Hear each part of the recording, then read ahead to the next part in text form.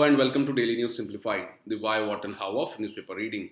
Today we will discuss the articles displayed on the screen from the Delhi edition of the Hindu newspaper dated 1st December 2018, and the timestamping for the same has been provided in the description box below. So let us start our discussion for the day. This article on page number 6 is related to a joint communication by the European Union, and it unveils the European Union's strategy towards India. Now, this joint communication will be discussed in the European Union's Parliament and the European Union's Council. So, this is a news in transition and is a developing story. And it will fall under the General Studies Paper 2 of the mains examination under the topic International Relations. Now, although it is a developing story, let us try and understand the key aspects of this joint communication which have been highlighted by the European Union. Now, if you notice the previous year questions in the preliminary examination, you will see that in the year 2017, there was a question related to Broad-Based Trade and Investment Agreement or the BTIA. And it was in context of the negotiations which are being held between India and the European Union. Further, in the year 2016, there was a question related to European Stability Mechanism.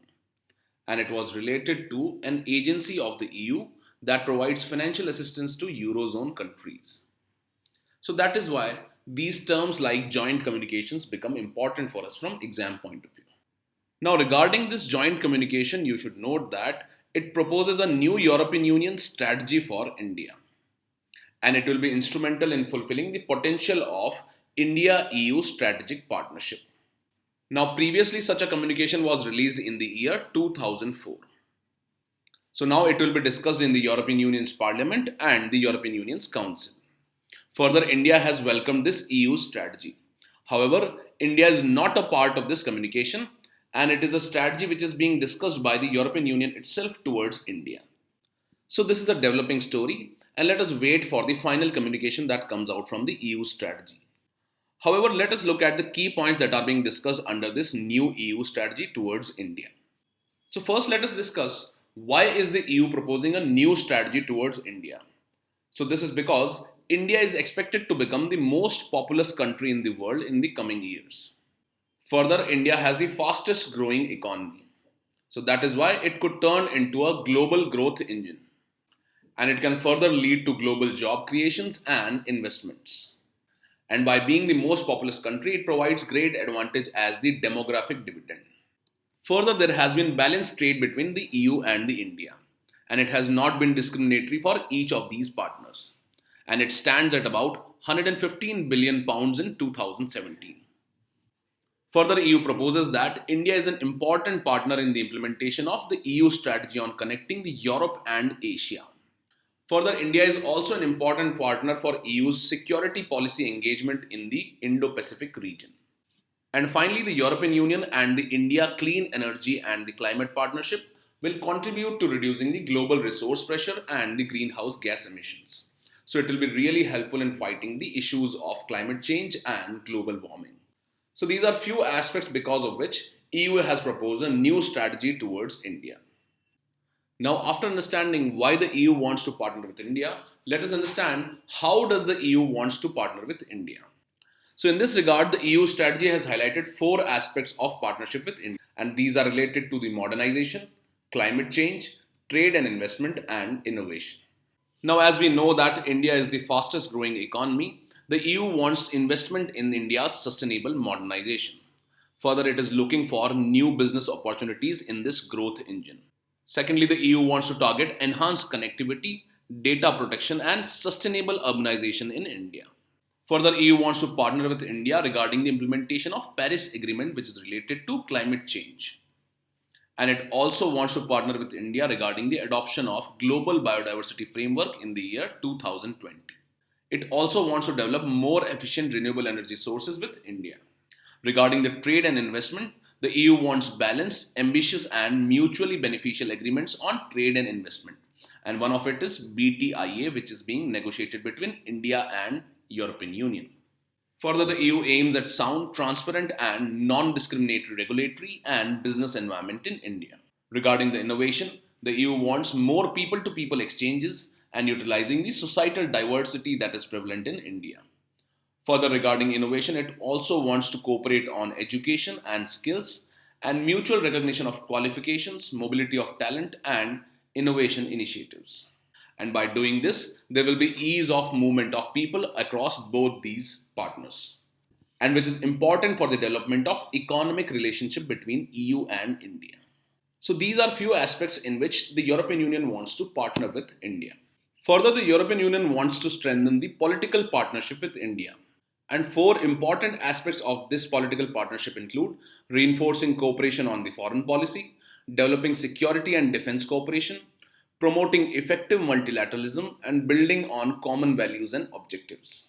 Regarding the foreign policy, the EU wants coordination on most relevant foreign policy issues. Further, the EU wants to work for stability and security in the overlapping neighborhoods. And this refers to the Central Asia and the West Asia, which reflects the overlapping neighborhoods between India and the European Union. Further, it wants to engage with India on more sustainable connectivity, both at strategic and operational levels. Regarding the security and defense cooperation, it wants to fight terrorism and radicalization, and which is a common problem for India and the EU. Further, it aims at exchanging expertise on maritime and cyber security, non-proliferation and disarmament, and the hybrid threats. It also aims at military relationships via personnel exchanges and trainings. So this means that they also want to focus on common or joint military exercises for the security and defense cooperation. Regarding the promotion of effective multilateralism, the EU wants promotion of rule-based global order and trading system. So in this regard, the EU wants to pursue a rule-based global order and trading system which is targeted against the policy of protectionism which is being pursued by countries like United States and others. Further, it wants to improve coordination in the United Nations, the World Trade Organizations, and the G20. Further, the EU wants to work on strong, sustainable, balanced, and inclusive global growth. Further, there are common values and objectives on which the EU wants to work with India, and these include promotion of gender equality, women empowerment, human rights, and democracy. Further, the EU wants to coordinate on humanitarian and disaster relief operations. And finally, the EU wants to work with India on the UN Sustainable Development Goals and Agenda 2030. Now, all these points that we have discussed are being proposed by the EU in its strategy, and they will be further discussed in the European Union's Parliament and the European Union's Council. So this is a developing story, and let us wait for this strategy to get finalized. However, all the points that have been mentioned here are important for us from exam point of view, and they can be used in answering any question related to relationship between India and EU. So you should go through this question from your mains examination point of view and try and answer this question. With this, let us move on to the next article. This article on page number 11 talks about the fall in import cover for India. So it reads that the import cover falls to 10.1 months in the month of June. So this will form a part of the preliminary examination syllabus under the topic economic development. Now the term import cover has been asked in the year 2016 in the preliminary examination. So we will try to understand what is meant by the import cover, what is its importance for Indian economy under a question answer format. Now all such important terms that appear in the economy page of newspaper are important for us from exam point of view. So you should try and find the definitions of these important terms that appear in the newspaper. Now first let us understand what is meant by the term import cover. So it is the number of months of import that can be paid by a country's foreign exchange reserves. Now as you can see in this news article, it reads that import cover falls to 10.1 months in June. This means that India can pay for its imports of about 10 months by its foreign exchange reserves. Now how much foreign exchange reserve is enough for a country? So according to one rule of thumb, reserves that can cover the 3 months worth of imports are adequate. However, there is no fixed rule to analyze as to how much reserve is enough for paying the imports. So in this regard, a general understanding is that this import cover should be of about 3 months. Now why is maintenance of such an import cover important for India? Now the importance of the import cover was realized during the 1991 crisis. This is because during the period of 1991, India did not have enough foreign exchange reserves to pay for its imports. And the import bill was rising because of continuous import of oil, etc. Further, in the year 2013, when the Indian currency was falling, the foreign exchange reserves fell to about $275 billion. And in that case, the import cover declined to about 7 months. So due to such emergency conditions, when the currency starts dropping and the import bill starts increasing, the foreign exchange reserves become important. So that is why the import cover of these foreign exchanges is important for India to maintain the stability of its currency and the economy. And finally, let us understand why is the import cover falling now. Now this is falling because the RBI had intervened in the currency market to slow down the fall of rupee. And you should note that rupee had depreciated by about 15% during the January to October period. So that is why the import cover is falling right now. So these are few important aspects related to the term import cover. Now if you look at the question that was asked in 2016, the question reads, which of the following best describes the term import cover sometimes seen in the news? So in this case, the correct answer was D. That is, it is the number of months of import that could be paid for by a country's international reserves. So similarly, you should try and learn about other important terms that appear in the economy page of newspaper. And with this, let us move on to the next article. This editorial on page number 6 is related to a question raised by the retiring Justice Kurian Joseph. And in this, he has asked that if the death penalty should be retained or not in our criminal justice system. So this will form a part of the General Studies paper 2 of the mains examination. And previously in the year 2016, there was a question related to instances of president's delay in commuting death sentences. So that is why this becomes important for us from exam point of view. So let us try to understand the key points that have been highlighted by this editorial in this regard. Now you should note that in the Bachchan Singh case in the Supreme Court had given the verdict that the rarest of rare doctrine should be applied to the cases of death penalty, which means that death penalty should be imposed only in rarest of the rare cases. However, Justice Kurian has questioned this rarest of the rare doctrine, and he talks about removing the death penalty completely from our criminal justice system. So now let us look at some of the questions that have been raised on the decision-making process in the capital punishment. Now questions have been raised against the decision-making process of a judge. This is because the life of a person depends on the reasons which are articulated by the judge. So this judge-centric view towards the death penalty has been questioned in the past. This is because the application of even the rarest of rare doctrine will be based on the interpretation of a judge. And that is why there are chances of uneven application of this doctrine. Further, the Supreme Court has also highlighted about the uneven application of the rarest of the rare doctrine. So which means that the rarest of rare doctrine has not been applied evenly. And this uneven application leads to injustice at times in case of imposition of death penalty. Further, Law Commission in its report in 2015 had said that the rarest of the rare doctrine has been arbitrarily imposed at times.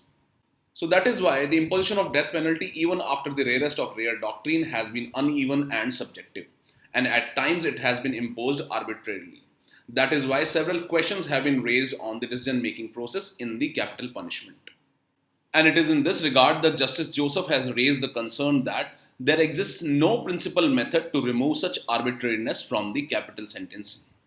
So simply the Justice Joseph has raised a concern that there is no method by which the arbitrariness in the imposition of capital sentence can be removed.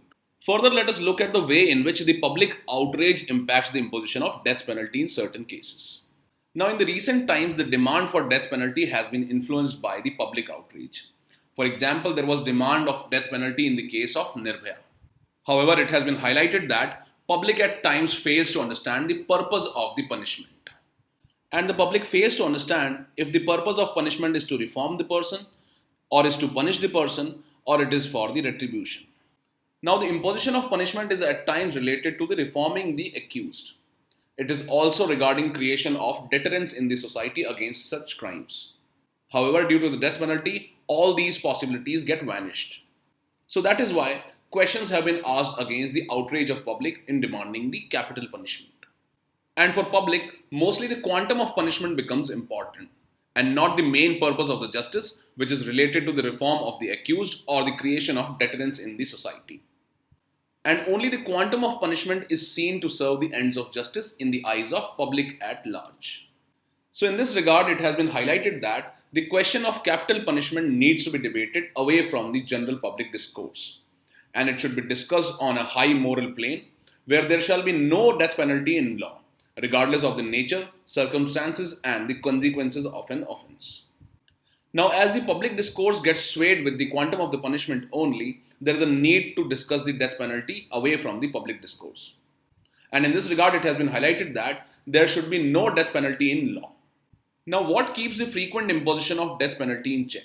So, in this regard, you should note that the Supreme Court has narrowed the scope of capital punishment or death penalty by laying down the norms of rarest of the rare doctrine in the Bachchan Singh case.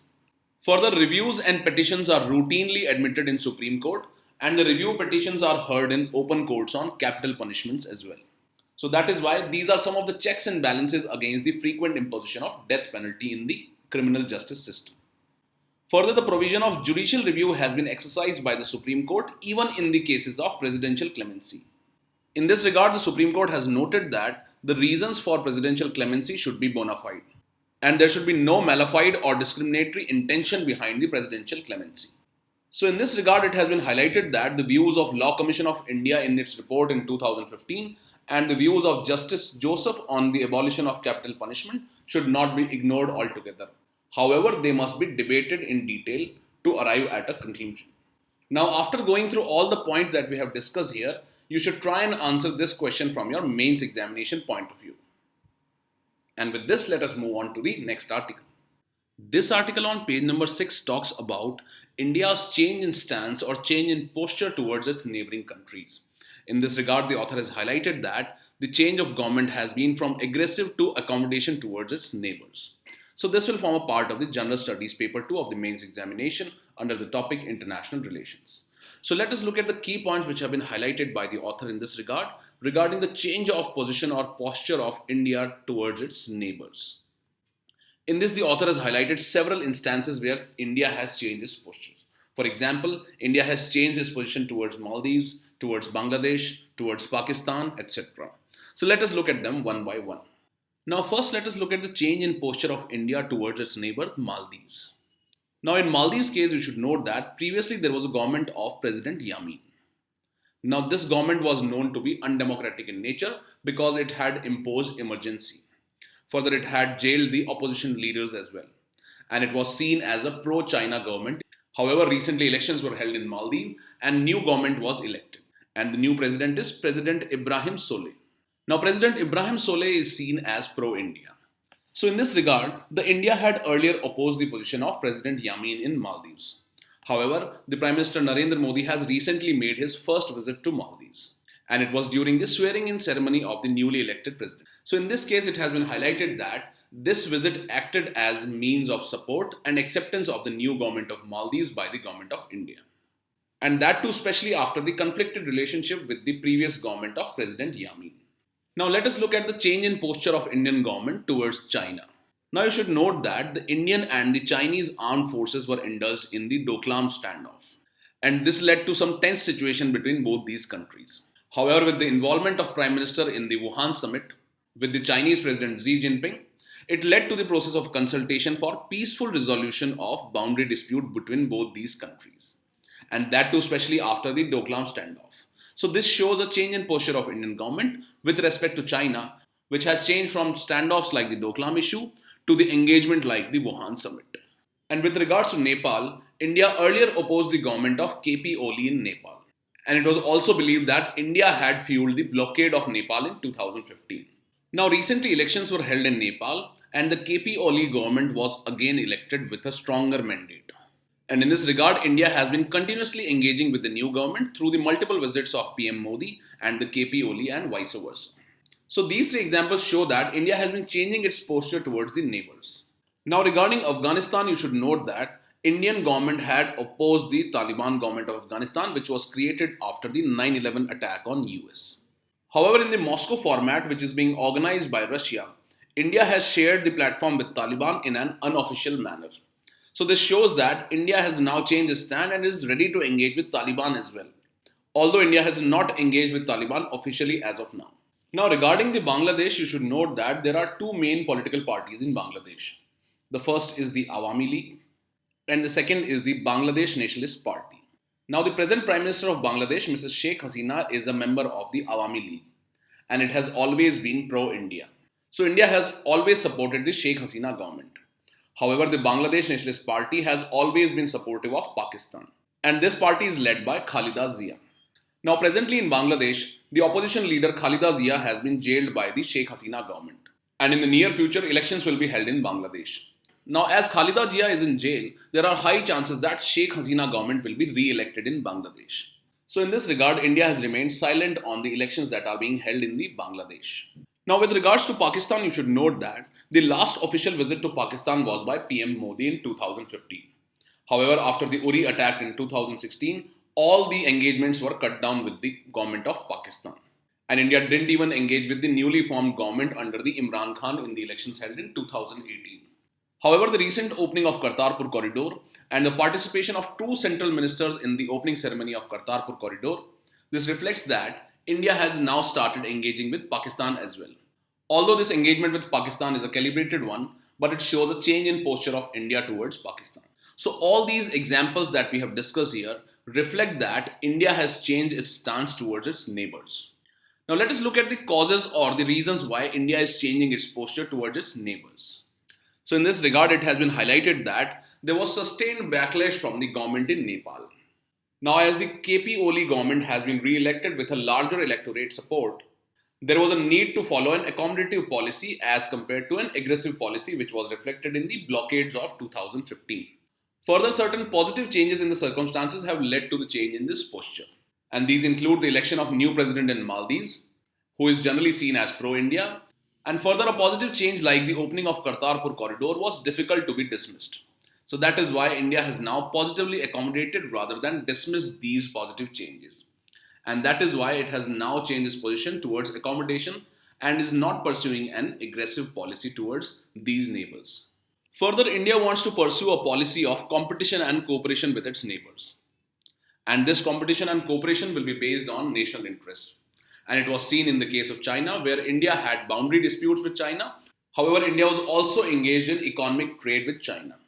Further, due to the aggressive stance of India towards its neighbor, it was seen as a big brother. And due to this big brother policy of India, relationship for the neighboring countries with China looked attractive. Because China is seen as a balancer in the South Asia with regards to India. And this change in position was required because China had started developing good relations with the neighbors of India.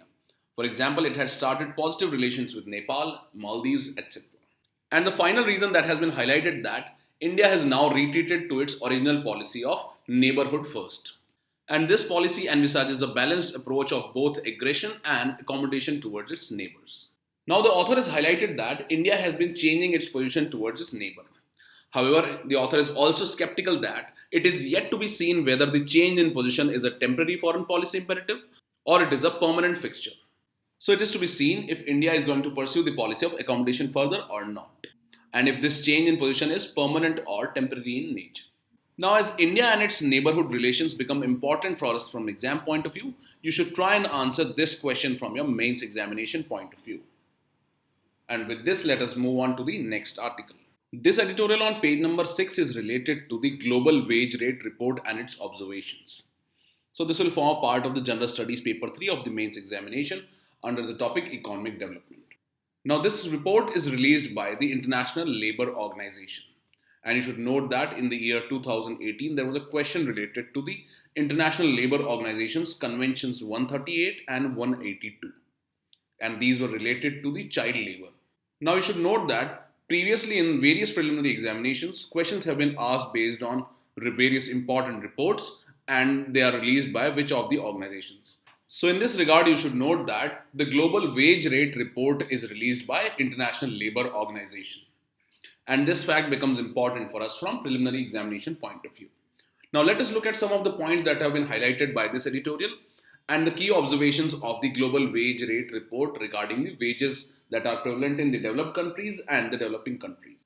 Now some of the key observations of the report by the International Labour Organization are that India has recorded the highest average real wage growth in South Asia during 2008 to 17.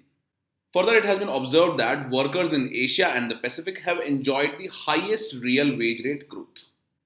Now, the report further observes that the wages grew higher and faster in less well-off countries as compared to the rich nations. However, the salaries are still low in the developing world.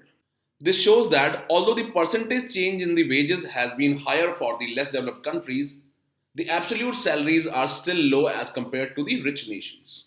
And even though the wages are increasing in the developing countries, they are not high enough for the people to meet their basic needs. Further report highlights that overall the global wage growth declined to 1.8% in 2017 as compared to the 2.4% growth rate in the 2016. So overall the global wage rate has declined. So these are key observations of the report of ILO. Now for the first time this report of ILO has focused on the gender pay gap. And in this regard, it has noted that in high income countries, the gender pay gap is biggest in the top salaried positions. So, for high salaried positions, the gender pay gap has been highest in the developed countries. Further, in low and middle income countries, the gap is widest among the lower paid workers. Further, the report notes that in many countries, women are highly educated than men.